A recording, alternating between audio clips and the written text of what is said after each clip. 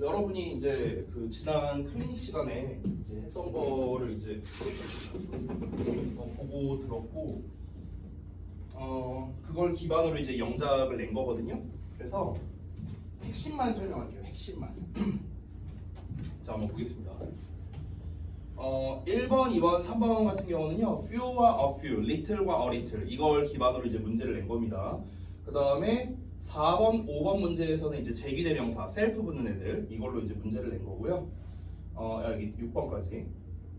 그 다음에 7번, 8번, 7번, 8번은 이제 일명 부정대명사, one, other 시리즈 얘네들. 그리고 9번, 10번, 11번은 이제 each, every, both, 그 다음에 all까지 이렇게 대명사를 기반으로 문제를 냈습니다. 우선은 영작 기본 자체는 그렇다 쳐도 우선 얘네들에 대한 문법적인 요소가 좀 잘 안 잡혀 있는 게 있어서 그거를 아주 간략하게만 제가 설명을 할게요. 간략하게만. 자, 일단 첫 번째 이 few와 little에 관련된 거 요거를 좀 먼저 말씀드리겠습니다. 아주 간단하게 설명할게요. 자, 여러분 우리가 이 형용사 중에서 수량 형용사라는 게 있어요. 수량 형용사. 이 수량 형용사가 뭐냐면 말 그대로 수와 양을 나타내는 형용사다라는 겁니다. 수와 양을 나타낸다. 그래서 우리가 이 수와 양을 나타내는 거는 많은 게 있고 적은 게 있어요. 개수가 많다, 적다. 양이 많다, 적다. 됐어요? 이렇게 두 가지가 있는데 많은 거는 잠깐 생략하고 적은 시리즈를 한번 보겠습니다. 적은. 그럼 이 적은에 관련된 표현이 이제 바로 여기 1, 2, 3번에 나왔던 few와 little에 관련된 겁니다. few와 little. 그래서 우리가 개수가 적을 때는 few를 쓰고요. 그 다음에 양이 적을 때는 이제 little를 씁니다. 근데 이때 차이점이 이렇게 어가 붙는 애들도 있고요. 어가 안 붙는 애들도 있어요. 이렇게 위아래 차이를 보면은요. 우선은 얘네 둘의 차이를 말하기 전에 앞서서 이 두 개를 한번 비교해 볼게요. few와 little를요. 다시 첫 번째, 얘는 개수가 적은 거고 얘는 양이 적은 거라 했잖아. 이 few가 근데 정확히 말하면 어떤 느낌이냐면 찔끔이라는 뜻이거든요. 찔끔? little도 마찬가지야. 찔끔이 있다라는 뜻이야. 근데 이 few가 찔끔이라는 뜻이긴 하지만 어쨌든 최소 두 개는 넘는다라는 어떤 느낌을 가지고 있어요. few가. 그렇기 때문에 이 few를 쓰든 a few를 쓰든 일단은 뒤에 복수 명사가 나와야 돼요. 오케이? 일단은 복수가 나와야 돼. 그래서 뒤에 이렇게 s 붙는 명사가 나온다라는 거. 요게 일단 기본입니다. 자, 그 다음에 little 같은 경우는 이제 양을 세는 거니까 당연히 뒤에 셀 수 없는 명사가 나옵니다. 셀 수 없는 명사. 뭐 예를 들면 물이라든가 빵이라든가 이런 것들 셀 수 없는 명사가 나와요. 자, 그 다음에 이제 어가 있는 녀석과 없는 녀석을 좀 비교해 보자면 보통 문법책을 보면은 어가 있는 녀석은 긍정의 의미를 가진다 이러고 어가 없으면은 부정의 의미를 가진다 이제 이런 식으로 이제 보통 문법책에 나와 있어요. 근데 쌤도 어렸을 때 이게 잘 안 외워지는 거야. 뭐 얘가 긍정인지 부정인지 이게 차이점이 어밖에 없잖아, 그렇잖아. 그래서 이제 해석으로 좀 알려드리면 a few와 a little는요. 약간의란 뜻에 좀 더 가까워요. 약간의 또는 뭐 약간 있는 이렇게 해석이 되는데 이 그냥 few와 little는요 거의 없는으로 해석이 되거든요. 거의 없는. 그럼 해석을 보면은 few와 little는 거의 없는으로 해석되고 a few와 a little는 약간 있는으로 해석이 되죠. 그래서 있는으로 해석되니까 어가 있는 거고요. 없는으로 해석되니까 어가 없는 거예요. 됐어? 이런 식으로 외우면은 조금 수월하게 외울 수 있습니다. 자, 그러면 이제 우리가 방금 영작한 거에서 보면은 여기 a few라고 나왔잖아, 그렇죠? a few하고 of가 나왔어요. 자, 그 뒤에 지금 then이라는 형태가 나왔는데 여기서 then이라는 거는 그들이거든요. 그 여기서 말하는 그들은 이제 그 남자애들 말하는 겁니다. 그러면 당연히 남자애들은 셀 수 있잖아요. 한 명 한 명 한 명 셀 수 있는 복수잖아요, 복수. 그렇죠? 그렇기 때문에 a few랑 이렇게 어울리게 된 거고 그 다음에 두 번째 같은 경우는 역시나 Roman apartments라고 여기 복수형 나온 거 보이세요? 보이죠? 왜냐면은 앞에 few가 있기 때문에 그런 겁니다. few나 a few 뒤에는 복수를 써야 되니까. 근데 해석을 보면요 거의 없었다 보이시죠? 거의 없었다. 거의 없는. 됐어요? 거의 없는 뭡니까? 요거 됐어? 그래서 없느니까 어가 없는 거예요. 됐죠? 그 다음에 세 번째, 설탕은 셀 수 없으니까 앞에 little이 붙은 거고요. x는 여기 s 붙어 있죠. 복수죠. 그래서 a few가 된 거고요. 됐습니까? 이런 식으로 구별할 수 있겠다. 자, 여기까지가 이제 수량 형용사고요. 자, 그 다음에 바로 이어서 4, 5, 6번에 이렇게 셀프 붙는 녀석들이 있어요. 제기대명사. 얘도 좀 짧게 설명드리면 이 제기라는 말이 뭐냐면요, 다시 돌아온다라는 뜻입니다. 우리가 예를 들어서 I love you 라는 문장이 있어. 내가 너를 사랑한다. 내가 사랑해 누구를? 너를. 너라는 대상을 사랑한다는 건데, 근데 이 사랑하다의 목표물이 다시 돌아오는 거야. 이렇게. 그래서 내가 나 자신을 사랑한다. 이런 말이 되거든요. 그래서 이때 나 자신, 즉 누구누구 스스로를 말하는 표현이 바로 제기 대명사입니다. 자, 이런 거 저런 거 다 빼고요. 딱 하나만 말할게요. 제기 대명사를 언제 쓰느냐를 알려드릴게요. 언제 쓰느냐. 자, 예를 들어서 내가 I love me라고 써볼게요. 내가 나를 사랑한다. 우리말로는 말이 되죠. 근데 영어에서는 틀립니다. 잘못된 말이에요. 왜냐면요, 이때 me가 아니라 결론부터 말하면 myself라고 이렇게 제기 대명사, 이렇게 셀프 붙는 대명사를 써야 되는데요. 제기 대명사를 언제 사용하는 거냐면 주어랑 목적어랑 똑같을 때 쓰는 거예요. 됐어요? 두 대상이 똑같으면 무조건 셀프 붙는 명사를 써야 됩니다. 이게 다예요. 간단하죠? 그러면 지금 4번 같은 경우로 보면은 그들이 스스로에게 물어봤다고 했으니까 그들과 그들 스스로가 똑같은 사람이죠. 그래서 themselves를 쓴 거고요. 5번도 그가 자기 자신을 사진 찍고 있다고 했으니까 자기 자신이랑 그랑 동일 인물이죠. 그래서 self를 쓴 거고, 6번 같은 경우도 그들이, 그 아이들이 스스로 아침을 준비한다는 거니까 여기서의 그들 자신과 아이들이 동일한 인물이죠. 그렇기 때문에 이렇게 self를 붙인 겁니다. 됐습니까? 자, 이게 다예요. 제기대명사 핵심적인 거. 자, 그 다음에 요 7, 8, 9에 나와 있는 7, 8번에 나와 있는 이제 부정대명사인데, 사실 부정대명사는 설명하자면 조금 길어서 그래서 제가 간략하게만 얘기하겠습니다. 여러분이 지난번에 할 때 뭐 one, another, the other, others 뭐 이런 거를 좀 헷갈렸다고 제가 전달을 좀 받았어요. 많이 헷갈려해요. 우리 고딩 애들도 그거 맨날 헷갈려 하거든. 그래서 제가 그냥 일단 해석적인 것만 말씀드리고, 만약에 나중에 문법 시간에 요 파트가 나오면 제가 다시 알려드리겠습니다. 자, 일단 one은요 이렇게 생각하면 됩니다. one은 처음에 말하는 무작위예요. 무작위. 처음에 말하는 무작위. 그러니까 one, other 이런 애들이 다 무작위의 개념이거든요. 랜덤이야, 랜덤. 자, 예를 들면은 내가 여러분한테 이렇게 말하는 겁니다. 야, 선생님 배고픈데 나가서 빵 좀 사다 줄 사람? 아무나 한 명. 아무나 한 명. 됐어? 이게 뭐야? 이게 원이야. 이게 원. 됐어? 내가 누군가를 특정해서 지칭한 게 아니잖아. 나가서 빵 좀 사다 줘. 저기 뭐야? 현우야, 나가서 빵 좀 사다 줘. 이렇게 지칭한 게 아니잖아. 그냥 아무나 한 명 이렇게 말했죠. 이게 원입니다. 자, another는 뭐냐면요, 처음에 내가 말한 사람을 빼고, 그 다음에 랜덤한 또 한 명이에요. 됐어? 자, 예를 들어서 야, 쌤 빵 좀 사다 줄 사람 아무나 한 명. 현우가 쌤 제가 사드릴게요. 그래 갔다 와 하고, 야, 쌤 음료수 사줄 사람 또 없냐? 현우 말고, 현우는 나가니까 또 한 명 없냐? 시훈이가 제가 사다 드릴게요. 이때가 어나더가 되는 거야. 됐어? 그러니까 처음에 말한 사람 빼고 또 다른 무작위의 한 명 이렇게 되는 거야. 됐어? 그러면 the other는 뭐냐면요, 이 other 앞에 더가 붙으면요 항상 나머지라고 생각하시면 돼요. 나머지. 그래서 the other는 나머지 하나고요, the others는 나머지 싹 다 이렇게 생각하면 됩니다. 됐죠? 일단 의미만 제가 알려드렸어요. 자, 요 정도만 하고 넘어가고요. 그 다음에 이제 90실일에 보면은 이제 each랑 every랑 both가 나와 있는데, 자, 얘네들은 수일치에 대한 것만 간단하게 말할게요.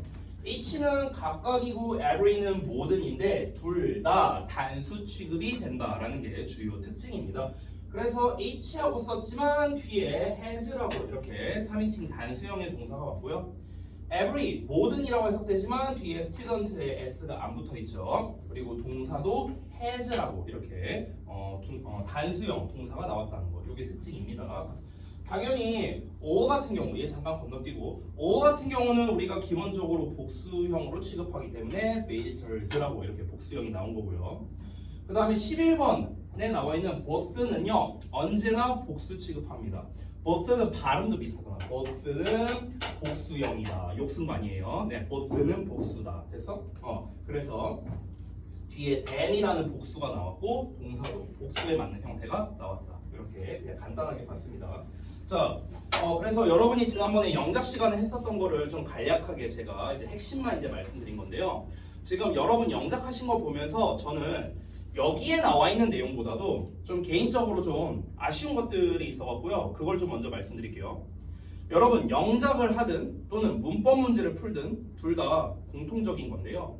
절대 기본을 잊지 않으셨으면 좋겠어요. 기본.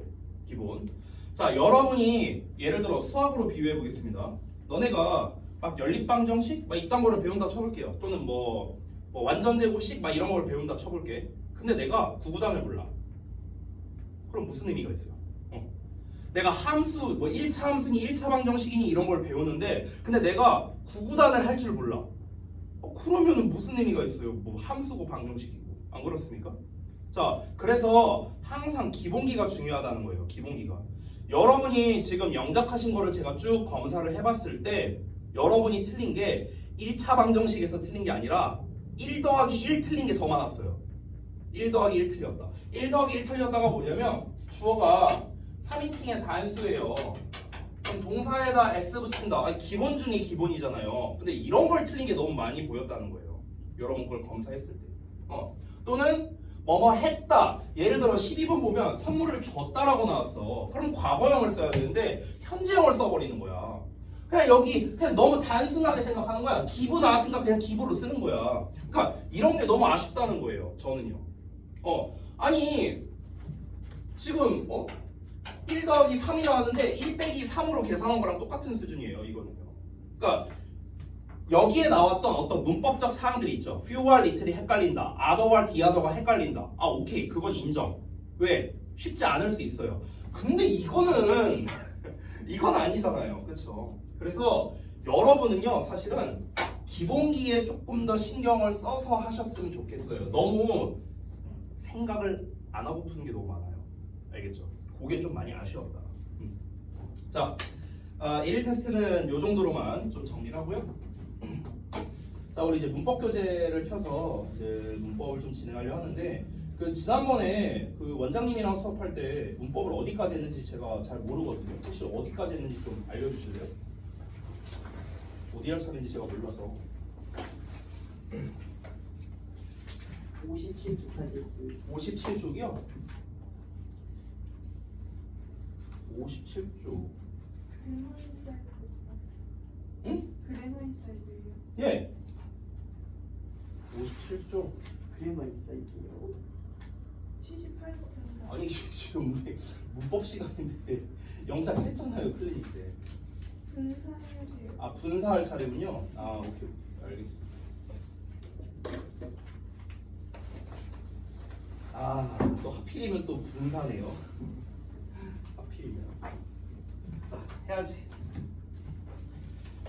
필기할 게 있으면 좀 좋겠습니다. 자, 필기할 거를 다 꺼내주시고. 필기 노트를 꺼내셔도 되고요. 아니면 각자 노트를 꺼내셔도 되겠습니다. 저도 그냥 아무것도 안 띄우고 할 거예요. 이 상태로 하겠습니다. 챕터 몇이었냐? 챕터만 보자. 챕터 6인가? 아, 챕터 6. 이면지 안 나요. 이면지요? 아니 근데 필기노트 내가 아이 참. 아니 이면지에다 써봤자 의미 없죠. 이면지에 있을 바에 차라리 그 월간 노트에 그냥 쓰세요. 제목. 아니 월간 노트에 쓰세요 차라리. 네. 월간 노트에 그냥 필기하면 돼요. 네. 네. 붙이지 말고 그냥 거기다 필기하면 되죠. 그 종이 쪼가리에다 쓰지 말고 또 잃어버리잖아. 그냥 차라리 월간 노트에 써요. 마지막 페이지. 뭐라고요? 마지막. 받으면 되잖아요. 아니 받으면 되지. 갖고 뭐가 문제야? 시윤이 책도 안 가져오고 너 언제까지 책 안 가져올 거냐 대체. 맨날 까먹고. 아, 저번에 이거 하는 줄 알았어요. 저는 그런 얘기를 한 적이 없는데요. 난 책을 다 가져오라고 얘기했었어요. 그래요. 그래요? 네.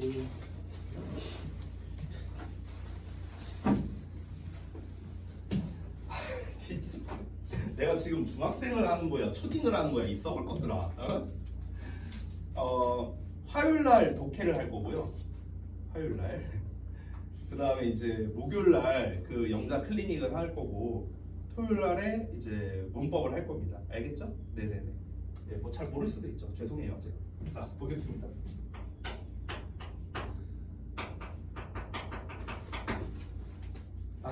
챕터 6에 이제 분사를 볼 건데요. 일단 들어가기 전에 앞서서 이 문제가 있습니다. 문제가. 제가 이 보통 학생들 이제 좀 우리 기초반에 있는 학생들 예전에 기초반에 있는 학생들을 이제 좀 가르친 적이 있었는데요. 그 학생들을 이제 한 3개월 정도 지도를 합니다. 그러고 난 다음에 제가 이제 승반 테스트를 봤어요. 승반 테스트. 그러니까 이 테스트를 통과하면은 이제 정규반으로 갈 수 있고, 통과하지 못하면은 여기에서 또 불러야 된다. 근데 승반 테스트를 볼 때 제가 항상 문법은 뭘로 기준을 잡았냐면요, 분사를 기준으로 잡았어요. 항상. 왜냐면요, 학생들이 제일 어려워하는 문법 중 하나가 이 분사거든요. 분사. 헷갈리거든.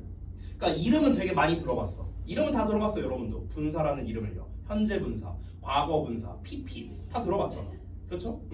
근데 학생들이 막상 이 영어 문장을 보면은요, 여러분 혹시 그런 적 있지 않아요? 나 어렸을 때 이런 적 있었는데, 동사에 이렇게 ed형이 나와 있어.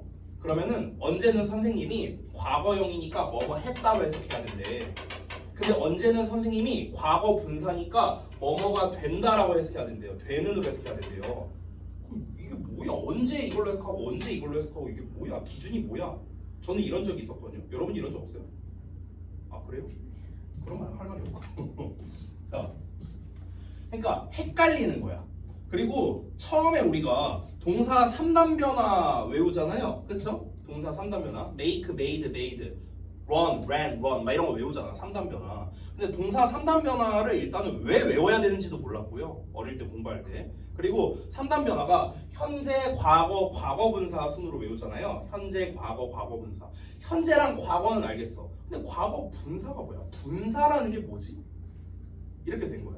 그래서 용어도 어렵고, 그리고 우리가 헷갈리는 포인트도 많고, 근데 공교롭게도 이 분사는요, 시험에서, 수능 시험 기준으로 얘기할게요. 수능 시험에서 빠지지 않고 나옵니다. 한 번도 빠진 적이 없어요. 저 분사는요. 그만큼이나 굉장히 중요한 녀석이다라는 겁니다.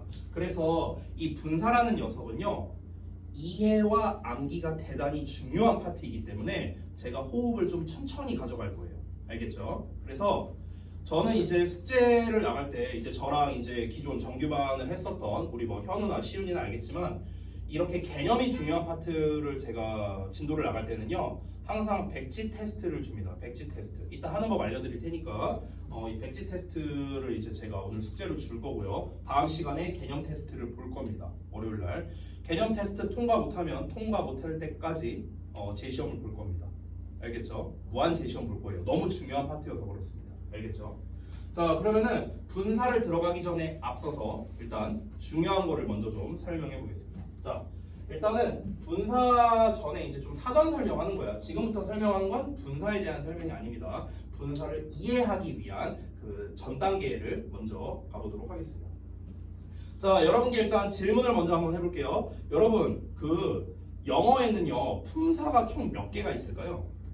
8개. 네, 8개가 있습니다. 8품사라고 하죠. 자, 8품사의 종류는 명사, 대명사, 동사, 형용사, 부사, 전치사, 접속사, 감탄사 이렇게 사자로 끝난 애들입니다. 그럼 이 8개의 품사 중에서 우리 이 대화를 할 때, 뭐 대화를 하든 글을 쓰든 다 마찬가지인데 어떤 품사가 제일 중요할까요? 그러니까 내가 중요하다라고 말하는 거의 정의는 뭐냐면 이 의미 전달의 가장 핵심을 담당하는 녀석입니다. 동사. 오, 두 분 다 답이 비슷한데요. 좀 더 정확한 것은 동사입니다. 동사. 왜냐면요, 동사가 없으면 전달이 불가능에 가깝습니다. 물론 이제 영어권에서는요 명사만 활용해서 이제 전달하는 경우들도 이제 많이 있어요. 우리말도 마찬가지고요. 근데 그거는 이제 일상회화를 기준으로 얘기하는 거고요. 일상회화 말고 그러니까 우리가 그냥 하나의 온전한 문장을 쓸 때 이때 동사가 없다면 사실상 전달이 불가능합니다. 제가 여러분한테 동사 빼고 한번 얘기해 볼까요? 야, 아인이 오늘 뭐?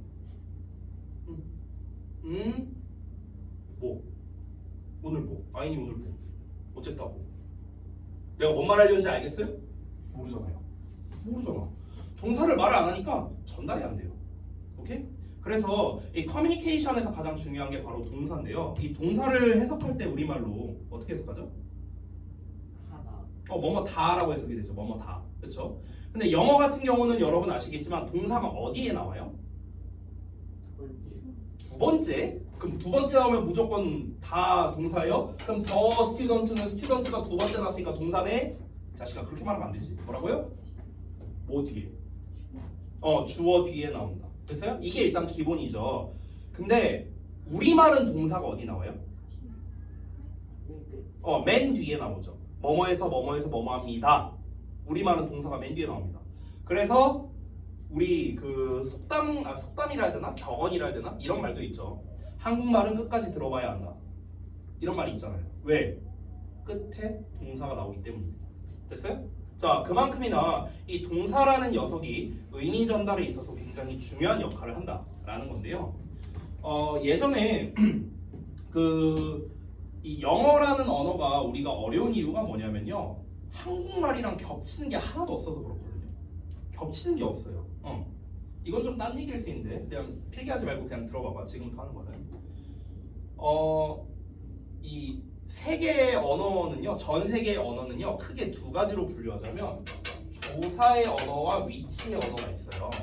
크게 두 가지로 분류하자면. 근데 이 한국어랑 한글이랑 일본어가 여기에 속하거든요. 조사의 언어. 그리고 위치의 언어가 영어라던가 뭐 스페인어라든가 불어라든가 뭐 중국어도 사실 여기에 속하거든요. 이런 게 다 위치의 언어예요. 그러니까 전 세계를 기준으로 놓고 봤을 때 위치의 언어에 해당하는 게 한 80% 됩니다.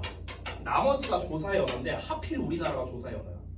그러다 보니까 한국 사람들이 또는 일본 사람들이 영어를 처음에 배울 때 고생을 많이 하는 거예요.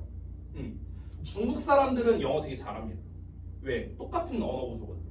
그래서 중국 애들이 여기 아시아에서 영어를 제일 잘해요. 실제로. 일본 애들이 영어 잘 못하거든요. 그래서 우리나라 사람이랑 일본 사람이랑 어떠냐면요. 우리나라 사람이 일본어 처음 배우잖아요. 그럼 처음에 되게 빨리 배울 수 있어요. 금방 배울 수 있어. 아니 여러분이 막말로 일본 애니메이션만 보더라도요. 우리가 많이 보다 보면요. 그냥 내가 어느 순간 어느 정도는 말할 수 있게 돼요. 일본어로. 그냥 대충은요. 왜냐면 언어 구조가 똑같거든요. 반대로도 마찬가지야. 그래서 일본 사람들이 한국어를 금방 익힙니다. 됐어? 왜냐면 언어 구조가 똑같거든요. 자, 제가 지금 분사 설명하다 말고 갑자기 동사 얘기를 하지 않나, 무슨 언어 구조 얘기를 하지 않나, 이제 이런 얘기를 했는데, 이제 이런 얘기를 이제 왜 하는 거냐면요. 다시 한번. 어쨌든 여기에서 이제 영어에 좀 초점을 맞춰보자면, 한글이라는 거는 이제 조선시대 때 한 위대한 왕께서, 천재정의 왕께서 거의 뭐 발명을 한 이제 어떤 글이잖아요. 한글이라는 것 자체는요. 근데 영어라는 거는요. 굉장히 오랜 역사를 가지고 있습니다. 그러다 보니까 영어라는 언어는 여기저기에서 굉장히 영향을 많이 받았어요. 근데 아마 여러분이 들어보셨겠지만 바이킹족이라는 사람들이 이제 예전에 그 영국을 이제 침투한 적이 있었는데요. 그로 인해서 이 바이킹족의 이제 속성을 이제 좀 띠게 된 게 있거든요. 영어라는 언어가. 여기에서 이제 등장한 이제 개념이 있는데요. 잘 봐봐. 우리가 원래 영어로 좀 이제 글을 쓸 때 원래는 주어 동사를 쓰고 그 다음에 주어 동사를 쓰고 주어 동사를 쓰고 이런 식으로 이제 원래 구조가 있었어요. 원래는요. 영어 문장 구조가. 근데 이렇게 쓰다 보면은요 좀 번거롭습니다. 왜냐하면 주어 동사 이 주어를 계속 써야 되거든요. 그러니까 우리식으로 표현하면 이거예요. 약간 뭐라 해야 될까? 만약에 내가 이제 시훈이한테 물어봐. 시훈아 지난 주말에 뭐 했어? 그럼 약간 그 초딩 애들 답변 느낌이라고 생각하면 되거든요. 아 선생님 저는 일요일 날에 아침에 일어나서 참치랑 밥을 먹었고요. 그리고 저는요 일요일 날 아침에 참치 먹고 그리고 TV를 봤고요. 아 그리고 일요일 날 아침에 저는요 이거예요. 이거거든? 지금 계속 똑같이 반복되죠. 일요일 날 아침에 저는요 이 말이 계속 반복되죠. 아 그럼 너무 길어지잖아. 그쵸? 이렇게 쓰니까 너무 길어지는 거야. 근데 이 그 바이킹족의 침투 이후로 이게 간결화가 됐어요. 좀 더 줄어들었어. 너무 이제 늘어지니까. 자, 이런 역사적인 거를 좀 살짝 가미해갖고 이제 한번 본격적으로 가보겠습니다. 다시 한번. 자, 이 동사라는 녀석이 뭐라고요? 커뮤니케이션의 핵심입니다. 근데 이제 아까 말했다시피 바이킹족 침투 이후로 이 너무 늘어지는 문장을요 줄이고 싶었어요. 줄이고 싶었어. 그래서 줄이는데 이걸 어떻게 줄일까 하고 고민을 한 겁니다. 어떻게 줄이면 좋을까? 자, 일단은 주어 동사를 계속해서 쓴다는 것 자체가 너무 번잡하니까 일단 주어를 다 빼버리자. 똑같은 말이니까. 근데 주어를 빼버리니까 어떤 문제가 생기냐면요. 이제 문법적으로 말이 안 맞는 거예요. 왜냐면 문장은 주어 동사를 써야 되는데 주어를 빼버리니까 문장이 안 맞는 거죠. 그래서 주어를 빼버리고 이 동사를 어떻게 좀 형태를 변화를 줘보자. 이렇게 고민을 하게 된 겁니다. 그 결과 동사에서 이제 형태 변화를 준 거예요. 형태를 변화를 준 어떤 집단을 만들게 됐습니다. 그게 바로 준동사입니다. 준동사. 이 준동사 얘기하려고 이렇게 빌드업이 길었어요. 사실 이 준동사에 대한 설명은 제가 정말 많이 했거든요. 근데 들어도 매번 까먹잖아. 그치? 그래서 다시 한번 얘기하겠습니다. 우리가 영어를 공부하다 보면요. 이 준이라는 말이 들어간 거를 정말 많이 듣게 됩니다. 준. 예를 들면 혹시 들어보셨나요? 준사역동사. 들어봤어요? 이름 들어봤어? 또는 이건 아마 못 들어봤을 수도 있는데 준부정어 뭐 이런 말이 있습니다. 그리고 준동사. 이렇게 준이라는 말이 들어간 걸 많이 듣게 되는데요. 준이 무슨 뜻일까? 준. 비슷하고. 맞아요. 바로 비슷하다는 뜻입니다. 비슷하다. 그러니까 거의 그렇다는 뜻이야. 거의 그렇다. 준 프로라고도 우리가 표현하거든요. 준 프로. 그러니까 프로는 아니야. 근데 거의 프로급이야. 이걸 우리가 준 프로라고 하거든요. 준 프로. 그러니까 준이라는 거는 비슷하다는 뜻이거든. 그럼 결국 준동사라는 건 뭐냐면요. 동사랑 비슷하네요. 결론을 짓자면 동사와 비슷한 녀석입니다. 동사와 비슷한 녀석. 선생님 뭐가 비슷한데요? 동사랑 뭐가 비슷하냐면 두 가지가 비슷한데 첫 번째는 일단 생긴 게 비슷합니다. 형태가 비슷하고요. 두 번째는 동사가 가지고 있는 고유의 특성들이 있는데 그런 특징들이 비슷합니다. 자, 그런데 이 이름을 잘 보면요. 다시 한번 준동사는 동사랑 비슷하다라고 말했습니다. 말 그대로 비슷한 거예요. 비슷하다라는 말은요. 똑같다는 말이 아니거든요. 그렇기 때문에 준동사의 가장 핵심적인 말은 동사가 아니라는 겁니다. 됐어? 비슷하다고 했잖아. 비슷하다는 말은 다시 한번 뭐라? 똑같은 게 아니라고. 예를 들어 쌍둥이가 있어요. 쌍둥이는 비슷하겠죠. 그렇죠? 닮았어요. 얼굴도 닮고 심지어 성격이 비슷할 수도 있습니다. 그러면은 둘이 비슷하고 성격도 닮았으니까 둘이 뭐 동일 인물입니까? 뭐 나루토 분신이에요? 아니죠. 바로 뭡니까? 서로 다른 인물입니다. 다른 인물. 비슷하다는 말은요. 똑같지 않다라는 말이랑 같은 말입니다. 됐습니까? 그래서 동사가 아닙니다. 이 말이 정말 중요하거든요. 내가 이거는요. 100번을 반복해서 말해도 부족하지 않을 정도로 너무 중요한 개념입니다. 다시 한번 말할게요. 준동사는 뭐라고요? 동사랑 비슷한데 동사가 아니에요. 됐어? 정말 중요합니다. 다시 한번 내가 오늘 이거 한 10번 얘기할 거예요 아마. 준동사는 동사랑 비슷하거든? 근데 동사가 아니에요. 동사가 아니라는 거는 그건 무슨 말이냐면요. 일단 동사 자리에 사용하면 안 되겠죠. 그렇죠? 동사가 아니니까. 동사 자리가 어디라고요? 주어지. 주어 뒤였잖아요. 그렇죠? 여기다 쓰면 안 된다고요. 오케이? 일단 여기다 쓰면 안 되고. 두 번째, 동사는 뭐뭐다라고 해석되죠. 그렇죠? 근데 준동사는 동사가 아니잖아. 그러니까 뭐뭐다라고 해석이 안 되는 거예요. 됐어요? 뭐뭐다라고 해석되지 않는다. 됐습니까? 이게 일단 기본입니다. 아유 이거 목이 물렸나? 이거 가렵네. 에잇. 자, 정말 중요해요. 이거를요 내가 아무리 강조해도 매번 까먹더라고요. 근데 이거는 절대 까먹으면 안 되는 개념입니다. 이거 까먹는 순간 그냥 우리 중고등 문법 그냥 다 날아간다고 생각해야 돼요. 알겠죠? 너무 중요한 거라 제가 이렇게 강조하고 있습니다. 다시 한번 말할게요. 준동사라는 애는요 동사랑 비슷하게 생겼고 동사가 가지고 있는 특징도 비슷합니다. 하지만 동사는 아니라는 거예요. 동사 자리에 써서도 안 되고 뭐뭐다 이렇게 해석도 안 됩니다. 자 그러면은 잠깐 돌아가서 아까 동사와 비슷하다고 했는데 이 두 가지가 비슷하다 했잖아. 요거를 좀 잠깐 알아볼게. 선생님 동사랑 생긴 게 비슷하다고 했는데 어떤가요? 이거는 이해하기가 쉽죠. 동사가 그냥 이렇게 있으면요 얘랑 비슷하게 생긴 거야. 우리가 흔히 말하는 ing 형태라든가 됐어? ed 형태라든가 이런 거 있잖아. 이런 게 다 준동사거든. 준동사. 그래서 동사랑 비슷하게 생겼죠. 그렇죠? 자 여기는 잘 이해가 되는데 문제는 뭐냐면 요 놈이에요. 요 놈. 동사랑 특징이 비슷하다? 어떤 특징이 비슷한데? 이 특징이 여러 가지가 있을 거 아니에요. 한두 개가 아닐 거 아니에요. 그렇지? 근데 다 됐고요. 딱 한 개만 기억하세요. 한 개만.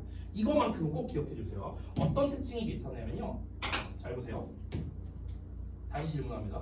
동사 앞에는 뭐가 오죠? 주어가 오고요. 뒤에는 뭐가 오죠? 목적어나 보어나 또는 수식어가 나옵니다. 됐어요? 이런 애들이 나오죠. 자, 그럼 똑같습니다. 준동사라는 놈도요. 앞에 주어가 나와요. 얘도 똑같아요.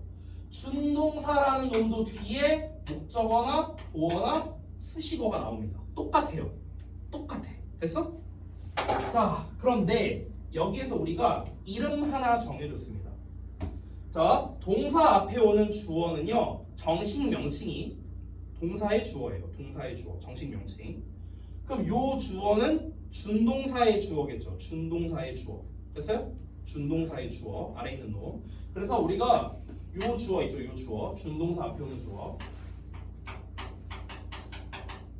준동사의 주어. 이거를 일명 뭐라고 부르느냐? 뭐라고 부를까요? 이거 아마 배웠을 텐데. 준동사의 주어. 여기에 이름을 붙여줬어요.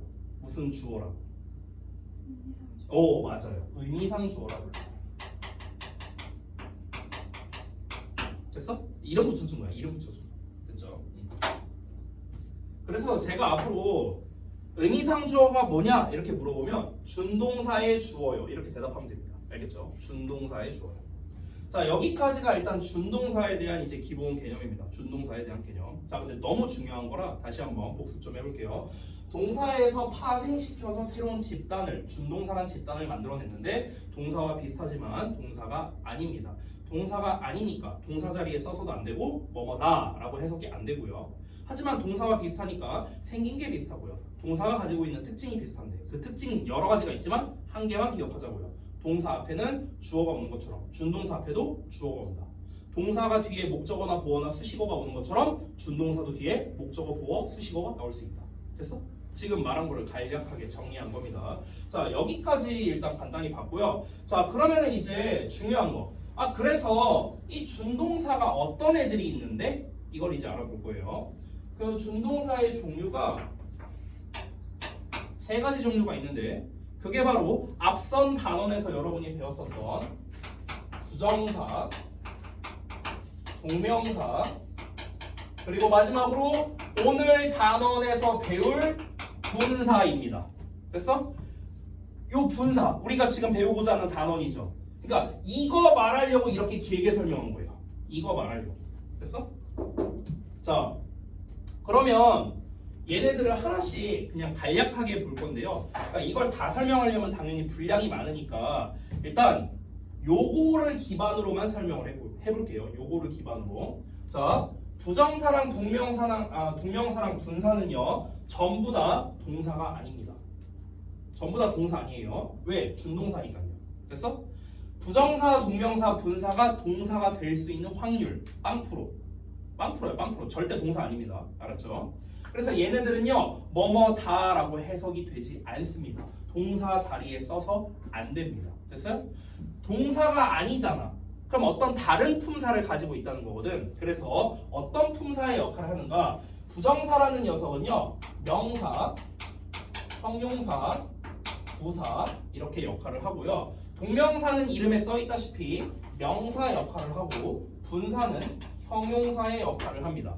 자, 그럼 제가 품사를 이렇게 다 써놨거든요. 그러면 지금 이 품사 쓴 걸 보시면 동사의 역할을 하는 애는 없죠. 그렇죠? 왜? 동사가 아니니까요. 됐죠?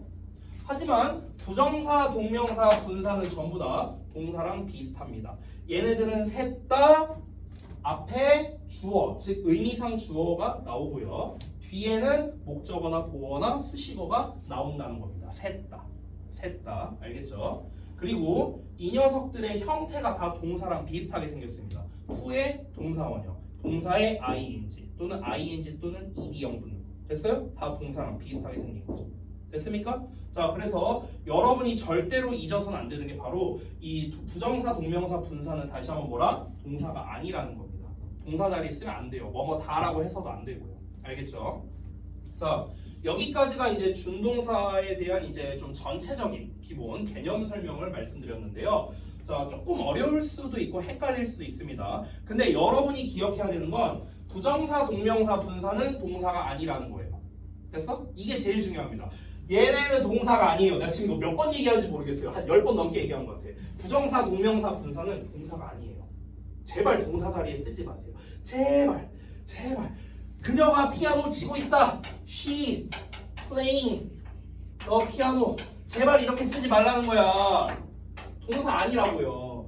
이렇게 쓰지 말라고. 동사 아니라고. is가 동사죠. 됐어요? 이렇게 쓰지 말라고. 내가 그래서 지금 강조하고 있는 거야. 오케이? 그러니까 동사 아닙니다. 오늘 30번 얘기하겠다. 동사 아니에요. 알았죠?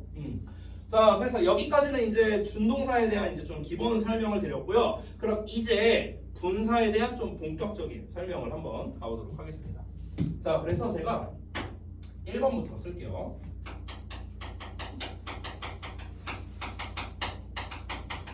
핵심 개념이라고 쓰겠습니다. 핵심 개념. 자, 가보겠습니다. 어제 제가 그 중3 우리 선배들 수업을 했는데요. 이제 우리 지금 현 중3 선배들이 뭘로 이제 공부를 하고 있냐면 고등부 문법을 지금 배우고 있어요. 이제 고등부 문법. 근데 이제 이 고등부 문법을 배울 때 당연한 얘기지만 이 중등 문법이 안 되면은 고등 문법이 안 되거든요. 당연한 얘기지만. 근데 이제 제가 이 고등 문법의 가장 초반부부터 지금 하고 있는데 벌써 막혔어요. 벌써 막히더라고. 왜? 기본이 안 돼 있는 거야. 기본기가 안 돼 있는 거야. 근데 여러분 영어랑 수학의 결정적인 차이가 뭐냐면요. 수학은요. 이게 뭐 공감을 못 하실 수도 있지만 수학은 기본은 쉽거든요. 아니에요? 죄송해요. 수학은 기본은 쉬워요. 기본 개념. 우리가 수학 문제 뭐 수학 학원이나 이런 데서 문제집 같은 거 갖다 이렇게 문제를 풀 때 개념을 배우고 그거에 대해서 이제 유제 문제들이 있거든요. 이렇게 조그마한 짤막한 문제 있죠. 되게 쉽잖아요. 그런 거 보면은요. 그러니까 수학은요 기본은 쉬워요. 근데 이게 점차적으로 이제 레벨업 할수록 어려워지는 거거든. 수학은요. 그리고 이 개념과 이 개념이 섞인다거나 아니면은 내가 공식을 외우긴 했는데 이 공식을 어느 타이밍에 어떻게 적용을 해야 되는 건가 이런 것들이 이제 좀 어려운 거지. 이 정말 기본은 되게 쉬워요. 원래 수학 자체가. 근데 영어는 좀 반대예요. 영어는요 기본이 어려워요. 영어는 기본이 어려운데 근데 다행인 점은 뭐냐면 그 기본을 익히면 응용은 어렵지 않아요. 별로. 그러니까 수학은 기본이 쉽고 응용이 어렵잖아. 근데 영어는요 기본이 좀 빡세고 대신에 응용이 별로 안 어려워요. 됐어? 그래서 제가 항상 여러분한테 이제 문법을 설명할 때 이거 내신 대비할 때도 제가 그렇게 하긴 했었는데 여러분 언제나 문법을 배울 때는요 제가 1번에다가 핵심 개념을 쓸 겁니다. 이 핵심 개념이란 건 뭐냐면요 까먹으면 안 되는 거예요. 까먹으면 안 되는 거. 그러니까 이거 까먹는 순간 그냥 분사는 탈락인 거예요. 됐어? 근데 반대로 얘기하겠습니다. 핵심 개념만 알아도 분사에 대해서 반은 먹고 들어가는 거예요. 최소 반은 먹고 들어갑니다. 이것만 외워. 이것만 외워. 됐어요? 근데 조금 많아요. 조금 많아 핵심 개념. 자, 저는 이 문법을 배울 때 핵심 개념을 보통 4가지로 잡습니다. 4가지. 자, 이 4가지가 바로 뭐냐? 품사, 자리, 형태, 해석입니다. 품사. 지금 우리가 배우고 있는 문법이 품사가 뭐냐? 명사냐, 동사냐, 형용사냐, 부사냐, 전치사냐 뭐냐? 일단 품사를 먼저 알아야 되고, 그 다음에 2번째 자리, 얘를 어디다 써야 되는데, 3번째 형태, 얘 어떻게 생겨 먹었는데, 마지막 4번째 해석. 그래서 우리말로 해석을 어떻게 하는데? 일단 요 4가지. 이 4가지만 알면요, 우리가 웬만한 문법 반은 먹고 들어갑니다. 조금 더 과감하게 말하면 여러분이 각 문법에 대해서 품사, 자리, 형태, 해석 이 4가지만 알고 있으면요, 수능 문제도 풀 수 있어요. 풀이법만 안다면, 요 4개만 알아도 됐어? 그러니까 요 4개만큼은 절대 까먹으면 안 된다라는 겁니다. 요 4개만큼이요. 자, 가볼게요. 그러면 일단 핵심 개념에서 일단 첫 번째, 저는 용어부터 설명하겠습니다. 분사라는 이 말이 뭘까? 분사라는 용어가 뭘까? 제가 아까 말했다시피 그 3단 변화 처음 배울 때 현재, 과거, 과거 분사 이렇게 나오잖아. 근데 과거 분사라는 말이 뭔지 모르겠는 거야. 그러니까 근데 이제 나중에 이제 공부하고 나선 알았죠. 근데 이제 그 3단 변화를 이제 처음에 이제 외우게 시키는데 보통 이제 우리 중학교 1학년부터 시작을 하거든요. 근데 예전에 한 중1 학생이 와서 이제 물어보는 거야. 선생님 분사가 뭐예요? 현재, 과거, 과거 분사가 있는데 분사가 뭐예요? 이렇게 물어보는 거야. 그래서 이 분사의 개념을 말하려면요, 이렇게 와야 되잖아. 여기까지 와야 되잖아. 너무 길죠. 이거를 간단하게 말하기엔 너무 길죠. 그래서 제가 해석법 정도만 알려주고 이제 넘어간 경우가 많아요. 그래서 이 분사라는 개념이 먼저 한번 알아보겠습니다. 자, 분이라는 건 나누다라는 뜻이에요. 분수할 때 분이랑 똑같습니다. 됐어? 나눌 분자야, 나눌 분자. 사는 말이라는 뜻이에요. 말씀 사자입니다. 자, 그럼 한자의 의미로 뜻풀이를 하자면 결국에 이 분사라는 녀석은 뭐냐면요, 나뉘어진 말이라는 뜻이에요. 나뉘어진 말. 일단 뜻풀이를 하자면, 아니 근데 나뉘어진 말이 뭔 말이야? 이렇게 하면 좀 뭔 소린지 좀 잘 이해가 안 되죠. 그래서 나뉘어진 말이 뭐냐면요, 자, 애초에 분사라는 녀석은 준동사의 한 종류였고, 준동사라는 녀석은 애초에 동사에서 시작한 놈이었습니다. 동사에서 시작한 놈. 그래서 동사에서 파생되어 형용사로 쓰이기 위해 나뉘어진 말이라는 뜻입니다. 동사에서 파생돼서 형용사로 쓰이려고 나뉘어진 말이야. 즉 동사를 형용사로 쓰고 싶어서라는 거야. 동사를 형용사로. 한마디로 정리하자면 동사를 형용사로. 이거예요, 이거. 여러분 여기 동명사 보면은요, 동명사는 이름이 되게 직관적이죠. 동사를 명사로 바꿨다 이런 말이거든요. 그래서 원래 분사라는 녀석도 원래는 이름이 그 다른 이제 그 문법권에서는요, 동형용사라고 부르기도 해요. 동형용사. 그러니까 동사를 형용사로 바꿨다 이렇게 부르기도 합니다. 동명사는 동사를 명사로 바꾼 거니까. 됐어? 분사는 형용사로 바꾼 거니까 동형용사 뭐 이렇게 부르기도 해요. 자, 그래서 이 분사라는 녀석이 참고로 영어로 뭐라고 하냐면요, 우리가 participle이라고 하거든요. 분사를 영어로 participle. 여기 보시면은 part라는 단어 보여요? part가 뭐야? 부분이잖아, 부분. 그래서 나뉘어졌다는 뜻이에요. participle이란 말 자체가. 그렇죠? 자, 그래서 이 첫 번째가 분사에 대한 어떤 용어 설명을 드린 겁니다. 자, 그럼 기본적인 용어 알아봤으니까 아까 전에 제가 말씀드렸던 품사, 자리, 형태, 해석 이런 것들을 하나씩 알아보도록 할 건데요. 일단은 품사와 자리부터 한번 알아보겠습니다. 품사, 자리. 자, 품사가 뭐고 어느 자리에 써야 되는가? 이걸 한번 알아볼게요. 자, 아까 썼다시피 분사는 품사가 형용사입니다. 질문할게요. 형용사가 하는 역할이 뭐죠? 꾸며주죠. 뭘? 그냥 꾸며줘요 이러면 안 되죠. 뭘 꾸며주는데? 명사를요. 명사를 수식한다.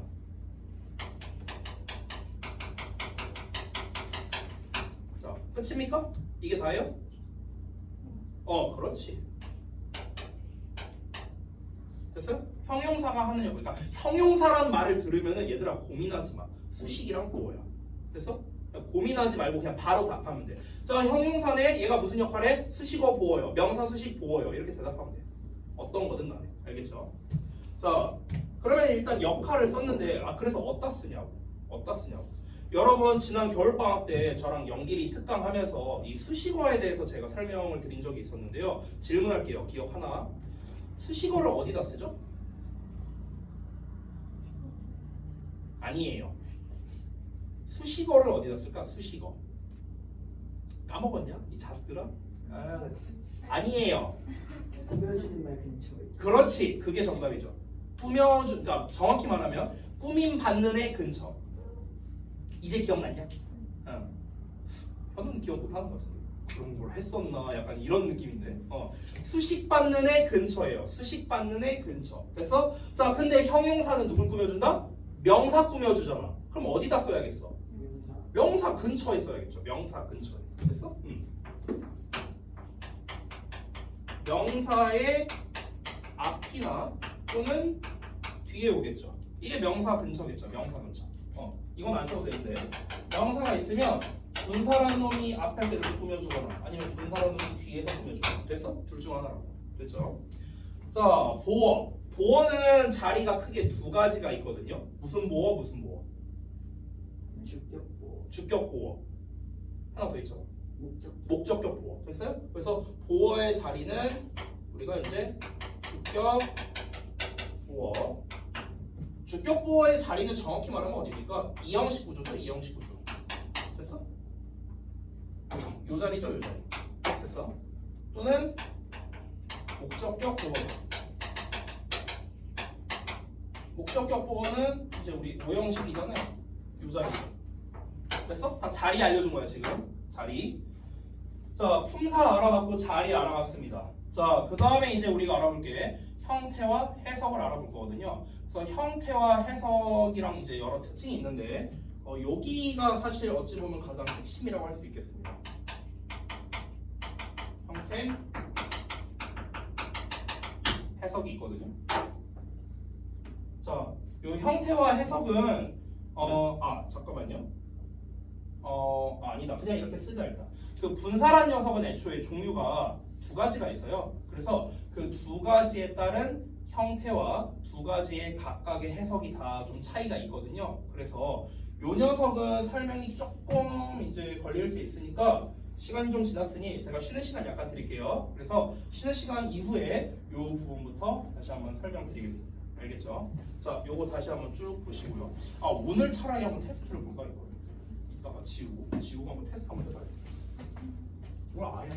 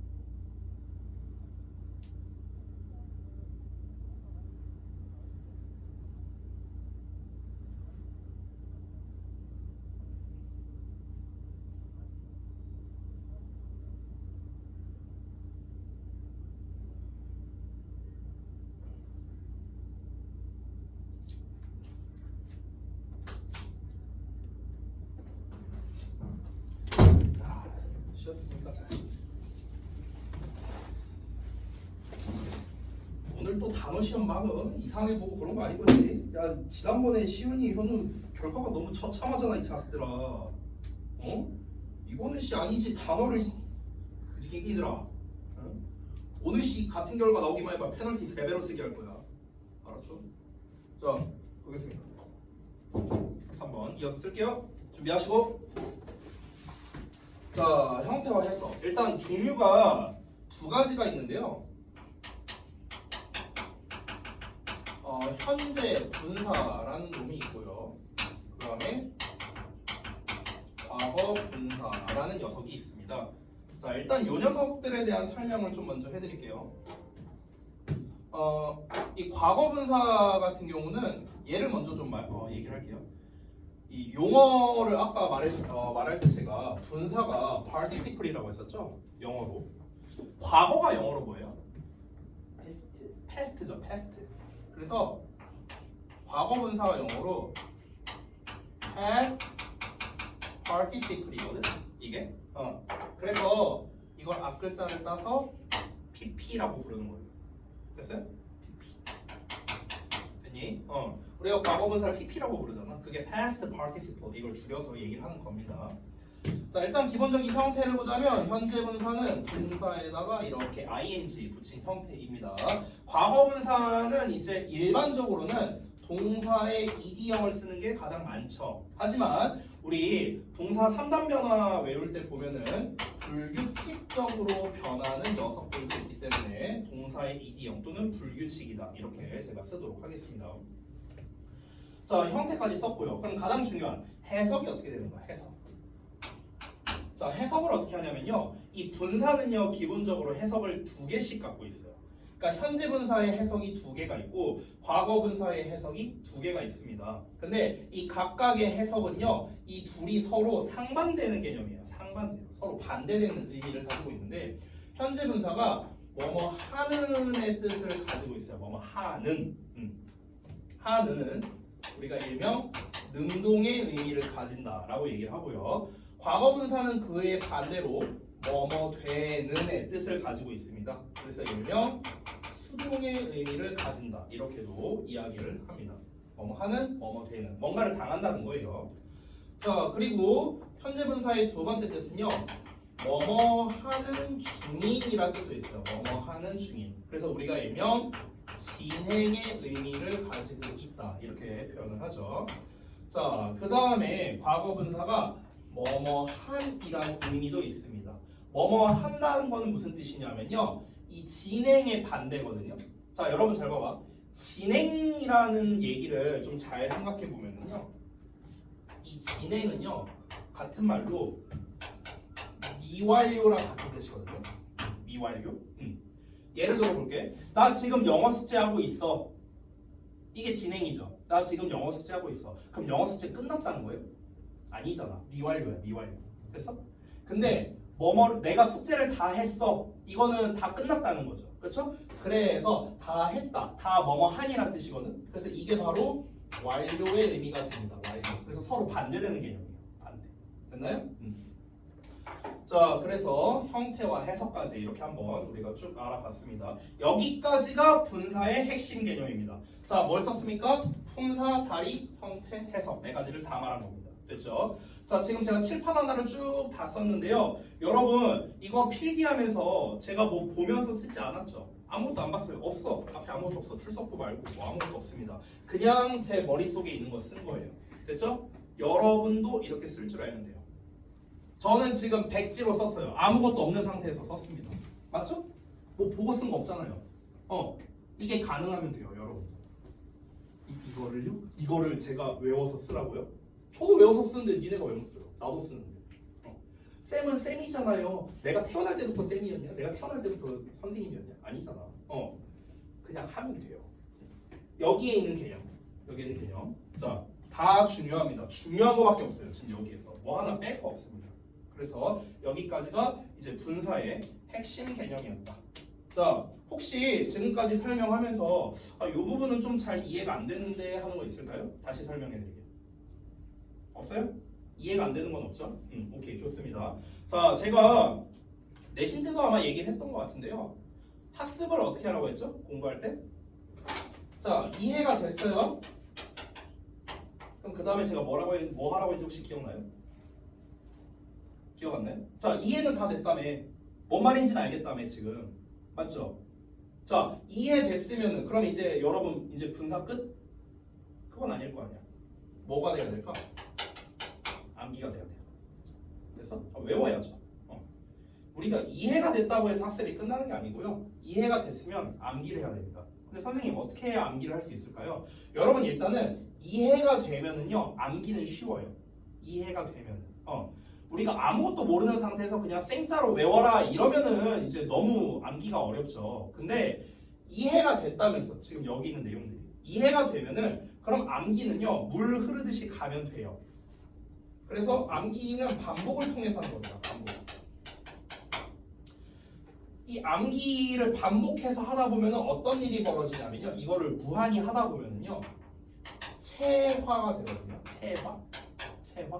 체화가 뭐냐면요. 몸이 기억한다라는 표현 들어봤죠. 몸이 기억한다. 그렇게 보면 됩니다. 제가 몇 년 전에 뭐였지? 우리 예능 PD 나영석 PD님 아시죠? 모르나?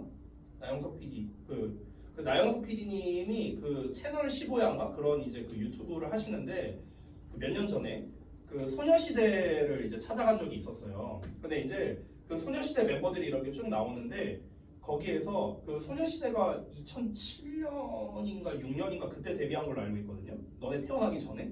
근데 이 소녀시대 걸그룹의 데뷔곡이 다시 만난 세계라는 노래인데요. 그거를 8개월을 연습했대요. 연습생 때 데뷔하기 전에. 그러니까 똑같은 춤을 8개월을 춘 거야. 그래서 지금 춤을 안 춘 지 한참이 지났는데 쳐보라고 하니까 사람들이 다 기억하고 추는 거야. 소녀시대 멤버들이 안 춘 지 되게 오래됐는데 이게 뭐예요? 이게 체화예요. 체화. 왜? 처음에는 일단 동작을 어떻게 하는가, 춤 동작을 어떻게 하는가 이해를 했어. 그럼 이제 어떻게 해야 돼? 이해하면 춤 내가 바로 출 수 있냐? 아니잖아요. 연습해야죠. 연습.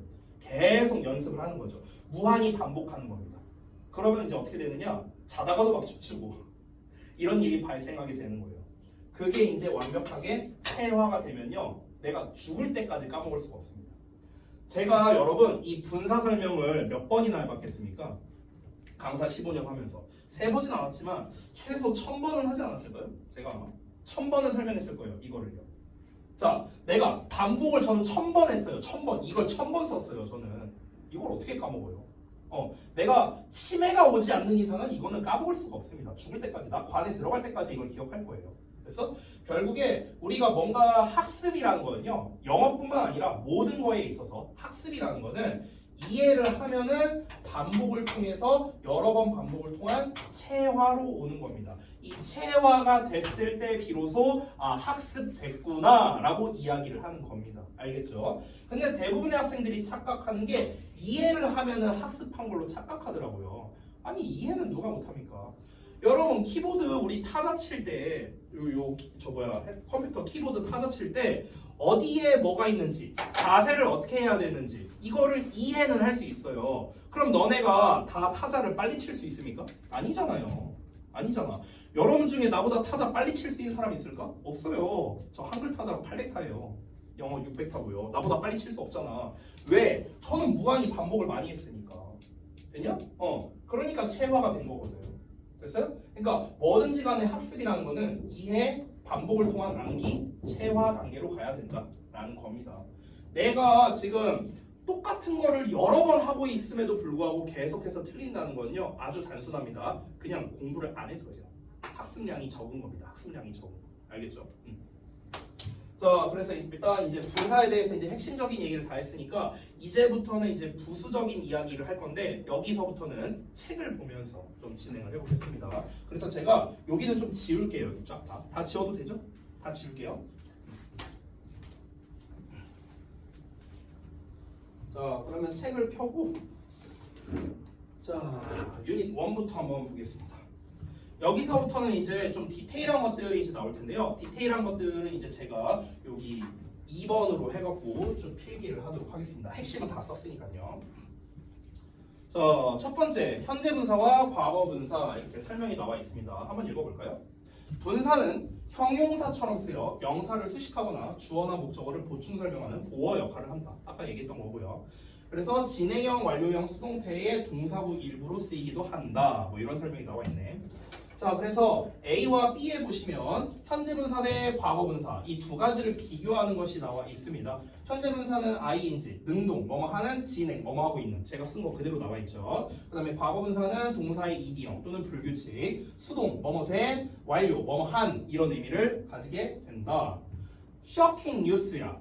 그럼 이건 뭐냐면요. 충격을 주는 뉴스란 뜻이에요. 뉴스가 충격을 준다는 뜻이야. 그래서 ing를 쓴 거고. barking dog.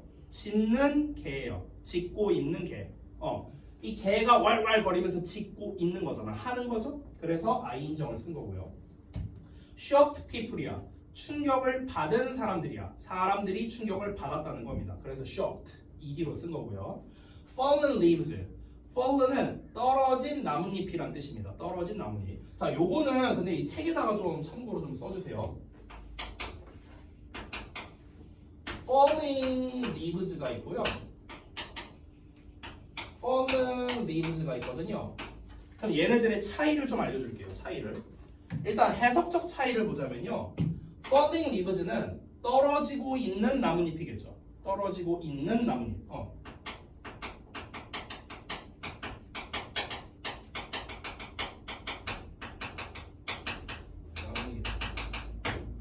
fallen leaves는 떨어진 나뭇잎이야. 떨어진 나뭇잎.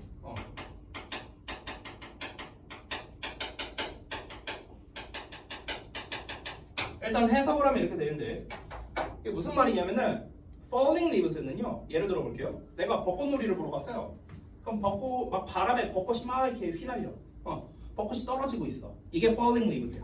됐어? 떨어지고 있는 거야. 진행 중이야. 진행 중. 그래서 fallen leaves는요. fall 떨어진 게 완료된 거야. 즉 fallen leaves는 바닥에 있는 거야. 바닥에 있는 거. 바닥에 있는 나뭇잎. 이게 fallen leaves예요. 됐어요? 이런 차이가 있습니다. 그래서 떨어지는 게 지금 미완료냐? 미완료잖아. 미완료. 떨어지고 있는 중인 거니까. 그렇죠? 근데 fallen은 완료가 된 거야. 이미 떨어진 게 완료됐어. 여기 바닥에 있어. 바닥에 있는 나뭇잎. 됐어? 그래서 진행과 완료의 의미를 가진다. 이렇게 볼 수 있습니다. 자, 그 다음에 B번 넘어가서 분사의 역할 해갖고 나와 있네요. 명사를 꾸며주는 것과 보어 역할을 한다. 이렇게 나와 있습니다. 자, 명사를 수식하는 거 보통 명사 앞에서 수식하지만 수식어구가 함께 와서 길어질 때는 명사 뒤에서 수식한다. 이렇게 나와 있네요. 자, 요거는 제가 2번에다가 좀 필기를 하겠습니다. 2번. 아까 1번에서 핵심 개념 설명했죠. 자, 그래서 분사의 역할로 똑같이 제목을 쓸게요. 분사의 역할. 자, 가보겠습니다. 분사의 역할. 자, 첫 번째는 명사를 수식한다가 있었죠. 명사 수식이랑 보어가 있었잖아. 명사 수식부터 가볼게요. 명사 수식. 일단 이거를 하기 전에 앞서서 좀 사전 설명을 좀 드릴게요. 지금 사전 설명하는 건 필기 안 하셔도 됩니다. 자, 다시 여러분, 형용사라는 거는 명사를 수식하거나 아니면 보어 역할을 한다라고 이제 했잖아요. 그렇잖아. 근데 명사를 수식할 때랑 보어일 때랑 해석이 달라요. 해석이 달라. 예를 들어서 이렇게 생각해 보면 돼요. 잘 봐. 예를 들어서 만약에 쌤이 She's pretty 이런 문장을 하나 써보고요. 그 다음에 She's a pretty girl 이렇게 썼어요. 그럼 여기서 똑같은 pretty를 썼거든요. 자, 그럼 한번 해석을 해보자. 위에 거를 해석하면 그녀가 예쁘다 이렇게 해석하고요. 아래 거는 그녀는 예쁜 소녀이다 이렇게 해석하죠. 똑같은 pretty를 썼거든. 근데 해석이 다르다. 위에 건 아까 해석을 어떻게 했어요? pretty만 해석해봐. pretty만. 예쁘다. 예쁘다라고 해석했죠. 근데 아래 거는요? 예쁜. 예쁜. 해석이 다르네. 왜냐면 하는 역할이 다르기 때문에 그렇습니다. 그리고 엄밀히 말하면 위에 있는 pretty는 예쁘다가 아니에요. 왜요? 자, 얘는 형용사입니다. 형용사. 가짜로 끝나는 건 뭐예요? 동사잖아요. 근데 얘는 동사가 아닌데요? 그렇죠? 그래서 엄밀히 말하면 여기서의 pretty는 예쁘다가 아니에요. 얘랑 합쳐서 예쁘다 이거야. is pretty가 예쁘다예요. is pretty. 예쁘다예요. 예쁘다. 됐어? 그러면 이 그 pretty를 해석할 때는 그냥 예쁘야. 예쁘. 굳이 따지면 예쁘다야. 됐어? 굳이 나누자면요. 자, 어찌 됐든 간 얘는 예쁘다로 해석되고요. 얘는 예쁜이죠. 보어로 쓰일 때고 이게 보어. 얘는 명사 꾸며주니까 수식어가 되는 거거든요. 즉 보어와 수식어일 때는 해석이 다릅니다. 해석이 달라요. 해석이 어떻게 되냐면요. 명사를 수식할 때는요. 이렇게 니은자 받침으로 끝나는 경우가 많아요. 니은자 받침 또는 리을자 받침 또는 의 이렇게 해석합니다. 이게 명사 수식할 때 해석하는 방식이고요. 보어는 해석을 어떻게 하냐면 가장 기본 해석은 뭐냐면 어떠한 상태라고 해석합니다. 뭐뭐한 상태. 일단 이게 가장 기본 해석이거든요. 그녀가 예쁜 상태이다예요. 됐어요? 이게 일단 기본 해석인데 동사처럼 해석되는 경우들도 있습니다. 동사처럼. 동사는 아니지만 예쁘다. 이렇게 동사와 결합돼서 동사처럼 해석되는 경우도 있습니다. 그래서 우리가 조금 있어 보이는 말로 이 보어 역할을 할 때는요. 서술적 의미를 가진다 이렇게 표현도 합니다. 서술의 의미를 가진다. 서술. 서술이 뭐냐면 쉽게 말하면 뭐뭐다라고 해석된다. 이거랑 같은 말이에요. 자 어쨌든 다시 돌아가서 자 그러면 이제 분사가 명사를 꾸며주니까 아까 위치를 제가 말했었죠. 한번 볼게요. 명사가 이렇게 있으면 분사라는 놈이 이렇게 앞에서 뒤로 꾸며줄 수도 있고요. 또는 반대로 뒤에서 앞으로 꾸며줄 수도 있습니다. 자 그런데 그 기준이 뭐냐면요. 앞에서 뒤로 꾸며주는 경우에는 이 분사가 한 단어일 때요. 한 단어일 때. 자 근데 분사가 뒤에서 꾸며주는 경우는요. 보통 두 단어 이상인 경우입니다. 좀 더 정확히 말하면 한 단어 이상이에요. 한 단어 이상. 근데 이제 한 단어 이상이라는 게 무슨 말이지? 이럴 수 있거든요. 분사는 결국 ing 또는 ed인데 한 단어 이상이라는 게 무슨 말일까? 자, 다시 기본으로 돌아가 볼게. 분사는 아까 필기했던 거 잘 봐요. 부정사, 동명사, 분사 이렇게 썼잖아. 자, 근데 분사는 준동사의 한 종류였고요. 준동사. 준동사라는 건 동사랑 비슷하지만 동사가 아니다라고 했습니다. 근데 동사랑 뭐가 비슷하냐면 생긴 거랑 특징이 비슷하다 했는데 어떤 특징? 앞에는 주어가 오고 뒤에는 목적어, 보어, 수식어가 온다라고 했습니다. 그럼 여러분 보세요. 이 분사라는 녀석 뒤에 뭐가 올 수 있을까? 목적어나 보어나 수식어가 나올 수 있는 거예요. 됐어요? 됐어? 그래서 한 단어 이상이라는 건 곧 무슨 말이냐면요. 분사 플러스 목적어나 보어나 수식어를 말합니다. 됐어? 그래서 우리가 이 형태 요 형태 분사에다가 뒤에 뭐가 더 오는 형태 있죠. 요 형태를 뭐라고 하냐면요. 이거 혹시 아는 사람 있을래나? 잘 봐. 분사는 한 단어죠. ing나 ed니까 한 단어잖아. 얘네도 뭐 한 단어 이렇게 올 거 아니에요. 그럼 합치면 일단 최소 두 단어가 되네. 두 단어 이상이 결합된 형태네. 이걸 뭐라고 하는지 혹시 알아요? 두 단어가 결합된 형태. 이걸 뭐라 하지? 잘 몰라요? 자, 부라고 부릅니다. 부.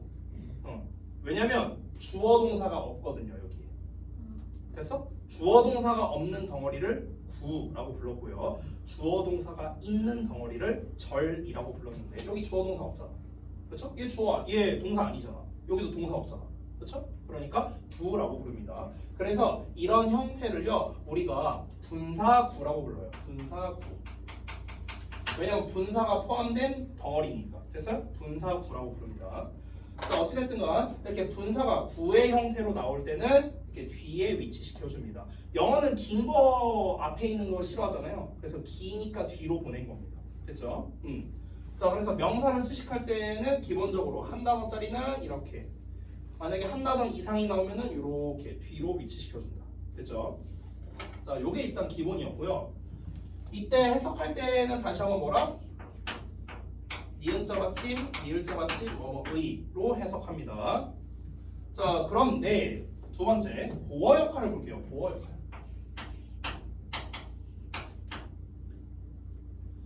자, 보어는 아까도 말했다시피 동사처럼 해석하기 때문에 어떠어떠한 상태 또는 뭐뭐 다 이게 다자로 해석되는 경우들도 있어요. 일단 해석을 보기 전에 앞서서 위치를 한번 먼저 보도록 하겠습니다. 아까 살짝 썼었는데 그러면 주어 동사 나오고 이제 보어가 나오는데 요 보어 자리 있죠. 요 자리에다 이제 뭘 쓰는 거야? ing나 pp를 쓰는 겁니다. 됐어요? ing나 pp. 그러면은 여기에서 지금 이제 요놈에 대한 예시가 지금 책에 나와 있는데 그냥 책에 있는 예시로 한번 보도록 하겠습니다. 책에 있는 예시를 쓸게요. 그냥 she로 쓸게요. 저는요. 그래서 she worked. She worked 뭐냐? Singing a song 이렇게 나오네. 이렇게 나왔죠. 자 그러면은 지금 여기서 보시면요. she라는 주어 나왔고 worked라는 동사 나왔고 이 singing a song 이렇게 ing 형태가 나와 있습니다. 이게 바로 뭐냐면 보어거든요. 보어. 그러면 일단은 선생님 얘가 보어인지 아닌지 그걸 우리가 어떻게 알아요? 이렇게 물어볼 수 있는데 보어는요 어떠어떠한 상태예요. 어떠어떠한 상태. 됐어? 그러면 이 worked라는 말, 이 걷는다라는 말 빼고요. 앞에 있는 주어랑 뒤에 나와 있는 보어 이 둘만의 관계를 한번 따져볼게요. 둘만의 관계. 이 둘의 관계를 따졌을 때 그녀가 노래하는 상태인 거예요. 그녀가 노래하는 상태. 됐어요? 그녀가 노래하는 상태. 그녀는 노래하는 상태입니다. 됐어요? 노래를 하면서 걸었대잖아. 노래를 누가 했어요? 그녀가 했잖아요. 그녀가 노래하는 상태죠. 이 말이 성립하면은 보어가 되는 겁니다. 됐어요? 얘가 이런 상태다. 동사랑 관련 없고요. 왜냐면 요놈의 이름이 주격 보어거든요. 그러니까 주어의 상태를 말하는 겁니다. 주어의 상태. 됐죠? 자, 그래서 뭔가를 하고 있는 상태라고 해석이 되는 게 일단 기본이고요. 자, 5형식 구조도 한번 볼게요. 이렇게 나옵니다. 자, 그러면 이때 요 자리에 이제 ing나 b가 나오는 건데요. 잠깐 치워보자. 자, 그러면은 예를 들어서 이번엔 예시를 이렇게 써볼까요? He saw her crossing the street. 이렇게 한번 써볼게요. 그가 봤어. 그녀가 crossing the street. 길 건너는 것을. 이렇게 되는 거거든. 5형식 구조거든. 이게 목적격 보호예요. 그러면은 이 crossing the street, 이 crossing이라는 녀석은요 앞에 있는 주어가 아니고요 뒤에 있는 목적어 있죠. 이 둘의 관계를 따지는 겁니다. 둘의 관계. 그녀가 길을 건너는 상태라는 거예요. 됐어? 그녀가 길을 건너는 상태라고. 그녀가 길을 건너고 있다는 상태를 그가 봤다는 겁니다. 됐어요? 그래서 목적격 보호로 쓰일 때는 당연히 목적어가 하고 있는 상태다. 또는 목적어가 뭔가를 당하고 있는 상태다. 이런 식으로 해석이 될 때 바로 보어가 되는 겁니다. 그래서 보어란 다시 한번 뭐라? 어떠어떠한 상태를 말하는 겁니다. 자, 여기 이제 책에 있는 거로 돌아가서요. 여기에 나와 있는 exciting, surprising, amazing 어쩌고 나와 있는데 이런 거를 우리가 분사에 감정을 나타내는 표현들이라고 말하거든요. 감정을 나타내는 분사 이렇게 말합니다. 그래서 얘네가 보통 중학교 2, 3학년 때 시험에 좀 잘 나와요. 분사가 이제 시험 범위에 있다면요. 그래서 이거를 구별을 하는 게 굉장히 중요한데요. 다시 한번 봐봐. exciting은요. ing는 어쨌든 간 뭐로 해석하시면 되냐면요. 시키는 거야. 뭐뭐 하게 시키는 거고요. ed형, 우리 이제 과거분사는 뭔가를 당하는 겁니다. 받는 거고요. 느끼는 거예요. 됐어? 그럼 exciting은 흥분을 시키는 거고요. excited는 흥분을 당하는 거고 느끼는 겁니다. shocking은 충격을 주는 거고요. shocked는 충격을 받는 거고요. 됐어? surprising은 이게 surprising. 그래서 니네가 울씨 깜짝이야. 이게 surprised. 됐어요? 내가 놀람을 느끼면 surprised. 누군가가 오 하고 놀래키면 surprising. 됐어요? 이렇게 되는 거예요.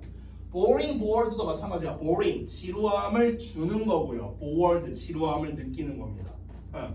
지금 여러분이 bored해 보이거든요. 제가 너무 boring하게 하고 있는 건가요? bored해 보이는데 아까 이 초반에 딱 들어오면은요. 그 이제 우리 아이니가 항상 요 포지션에 앉잖아요. 그럼 이제 항상 이제 내 배를 보면서 이제 시작을 해요. 수업을. 아까도 보고 있었거든요. 아니 뱃살을 빼든가 해야지 진짜. 자 그래서 boring 지루함을 주는 거, bored 지루함을 당하는 거. 그렇죠? 아래 있는 예시를 한번 보자면 the comic book was boring. 그 만화책이 boring 지루하다 이렇게 해석한 거잖아. 근데 이제 지루하다 할 때 ing형을 썼어요. 왜냐면 여기서 bored를 쓰면요 책이라는 애가 지루함을 느낀다는 거예요. 얘 책이 지루함을 느껴. 말이 안 되잖아. 그렇죠? 그래서 책이라는 녀석이 지루함을 주는 거니까 ing형. I'm bored with my work. 내가 내 일에 지루함을 느낀다는 거예요. 지루함을 받는다는 거야. 그러니까 bored를 쓴 거고요. 그렇죠? 그래서 언제 ing를 쓰느냐, 언제 ed형을 쓰느냐, 이거는 우리가 이렇게 해석으로 구별을 해야 된다라는 겁니다. 자, 그래서 여기까지 이제 기본 설명한 거고요. 유닛 2는 이제 분사 구문인데, 분사 구문은 오늘 설명할 수 없습니다. 이것도 좀 길어요, 설명이. 그래서 얘는 제가 다음 시간에 좀 설명을 드리도록 하겠습니다. 자, 그러면은 시간이 약간 남았거든요. 시간이 약간 남았으니까 테스트를 안 볼 수가 없겠죠. 그렇죠? 아까 내가 테스트 볼까 하고 얘기했으니까. 자, 제가 시간을 1분 드릴게요. 1분 드릴 테니까 오늘 필기한 걸 쭉 보시고요. 잠깐 일단 설명을 듣고 하세요. 자, 잘 들어요. 제가 번갈아 가면서 질문할 겁니다.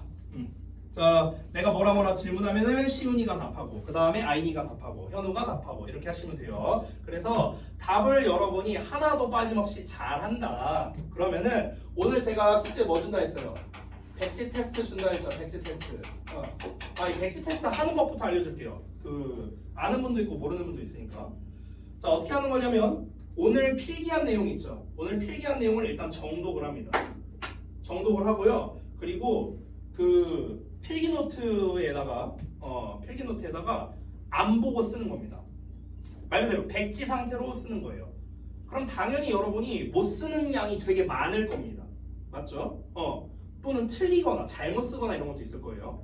그럼 한번 쓰고 난 다음에 다 끝까지 써요. 이게 왔다 갔다 하면 안 됩니다. 왔다 갔다 하면 이건 백지 테스트가 아니에요. 베끼는 거죠. 베김 테스트야. 베김 테스트 그거는. 백지가 아닙니다. 그래서 이제 왔다 갔다 하는 게 아니고요. 한번 쭉 보고 시작한 다음에 이제 그냥 쭉 써야 돼요. 죽이 되든 밥이 되든 끝까지 쓰는 겁니다. 이게 되게 중요해요. 자, 그렇게 하고 끝까지 다 했어. 그럼 끝까지 다 쓰고 난 다음에 내가 못 쓰거나 틀린 부분이 있을 거 아니야? 그럼 그거를 고쳐서 써야 됩니다. 색깔펜으로. 자, 그럼 색깔펜으로 고쳐 썼어. 여기까지가 한 세트거든요. 여기까지가. 저는 보통 백지 테스트를 5회 시킵니다. 5회. 5회는 해야 돼요, 최소. 자, 그래서 여러분이 이 질문을 했을 때 답을 좀 잘 하신다. 그러면은 제가 백지 테스트를 3회로 줄여줄게요. 만약에 답을 잘 못한다. 5회. 답을 아예 하나도 못했다. 10회. 자, 촬영 끄고 질문할 겁니다.